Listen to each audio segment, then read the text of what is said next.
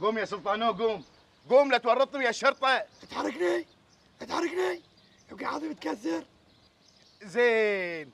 اختي وياي في السيارة وهي دكتورة عظام، بخليها تفحصك وتعالجك ببلاش، بس قوم لا تضيع علي يومي. انا ما اتحرك، ليه ما يقول لي الشرطي تحرك والشرطي ما قال يتحرك. تقدر تتحرك ولا نجيب لك الاسعاف؟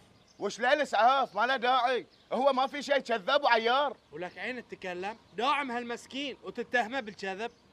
اصلا هو مخالف، ما عنده ليسن. انت اخر واحد تتكلم عن المخالفات، انت ترس مخالفات.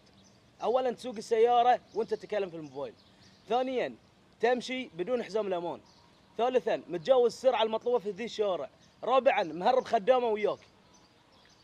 لا هذه مو بخدامه، هذه اختي شاهينه. انا اسف اسحب مخالفتي الرابعه، بس حياك تفضل معنا المركز.